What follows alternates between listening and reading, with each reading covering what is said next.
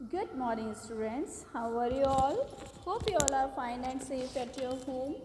Students, today we are going to start chapter 22 of your EVS class 3, that is the journey of a letter. The journey of a letter, what does it mean? Journey क्या होता है? सफ़र करना, एक जगह से दूसरी जगह जाना, ट्रैवल करना. तो एक लेटर कैसे सफ़र करता है, वो कैसे हम तक आता है, ये पूरा इस चैप्टर में हमको बताया गया है ना. पहले तो ये चीज़ आती है कि why a letter important for us, है ना. लेटर हमारे लिए क्यों इम्पॉर्टेंट है. देन इस चैप्टर में हम यही देखेंगे कि लेटर क्या है, लेटर क्यों होते हैं, क्या उसकी इम्पोर्टेंस है. Then we will see how a letter starts its journey from a letter box, यानी कि लेटर बॉक्स से शुरू होके वो हमारे घर तक, हमारे डोर तक कैसे आता है. That we will see in this chapter. Okay, as usual you have to read with me and try to understand this chapter. Okay, let's start. A dog conveys its happiness or anger by different kinds of bark. A bird chirps and jumps around to express its feeling. बेटा आप पहले हम animals और birds से शुरू करते हैं. चाहे एक डॉग हो, डॉग क्या करता है, वो अपना गुस्सा या खुशी कुछ भी बार्क करके आके हॉक करके हमको बताता है ना. चिड़िया है तो चर्प्स यानी कि चहचहा के, फुदक फुदक के हमको अपनी फीलिंग्स एक्सप्रेस करती है. Human beings talk. Human beings क्या करते हैं, बात करते हैं. Use language. टॉक यानी कि आप कोई लैंग्वेज यूज़ करते हैं. लाइक अभी मैं आपको जो इंग्लिश एंड हिंदी दोनों लैंग्वेजेस में एक्सप्लेन कर रही हूँ, है ना. कोई अगर तमिलनाडु का है तो वो तमिलियन लैंग्वेज में एक्सप्लेन करेगा अपनी बात को. कोई केरल से है तो मलयालम लैंग्वेज यूज़ करेगा. कोई पंजाब से तो पंजाबी लैंग्वेज, है ना. तो अलग अलग लैंग्वेज में ह्यूमन बींग्स क्या करते हैं, इंसान क्या करते हैं, बातें करते हैं. If they have to say something और यूज़ साइंस. अब या तो अगर उन्हें कुछ कहना होता है तो वो क्या करते हैं, बोलकर बताते हैं, या साइंस यूज़ करते हैं. साइंस यानी कि इशारे, है ना. जैसे कि किसी से लिफ्ट लेनी होती है तो ऐसे ऐसे करते हैं, है ना. आपको कभी देखा हो, जैसे आपके घर में दादी जी वगैरह कोई मौन व्रत रखती हैं तो वो क्या करते हैं, इशारों में बताएंगे कि भाई भूख लग रही है. या छोटा जो बेबी होता है वो अपनी बात बोल नहीं सकता तो वो इशारों में बताता है ना. Watch a dancer and notice his or her facial expressions and hand and body movements.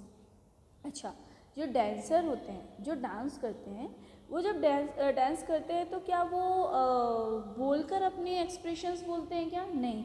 उनकी बॉडी मूवमेंट, उनका फेस एक्सप्रेशन, उनकी हैंड्स के एक्सप्रेशन से हमें समझ में आता है कि वो किस तरह का डांस कर रहे हैं, है ना. रोबोटिक डांस कर रहे हैं तो रोबोटिक डांस में भी उनके एक्सप्रेशंस से पता चलेगा कि ये कैसा गाना है, कैसा सॉन्ग है, भाई गुस्से वाला है, हंसी मजाक वाला है, ये, है ना.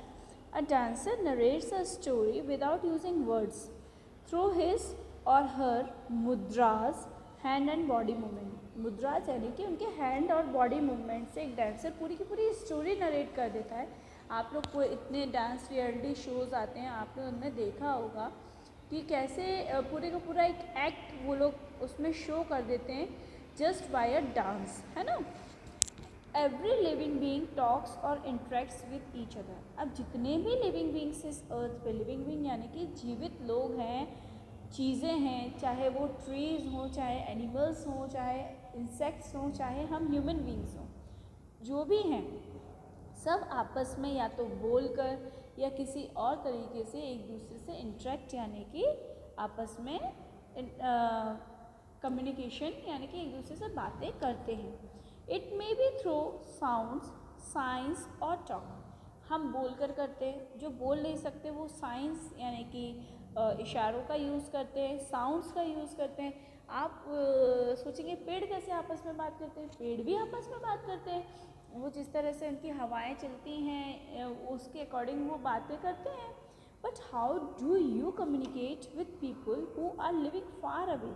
अब ये तो बात हो गई बेटा जब जो लोग हमारे पास में हैं उनसे हमें बात करनी है तो हमने आमने सामने बात कर ली, है ना। अभी हमारे पास मोबाइल है, हम मोबाइल से भी बात कर लेते हैं एक दूसरे से, बट उस टाइम की सोचिए जब सब लोग बहुत दूर दूर रहते थे and they don't have these mobiles and telephones, internet कुछ नहीं था, तो वो अपनी बातें कैसे एक दूसरे को कन्वे करते होंगे, है ना।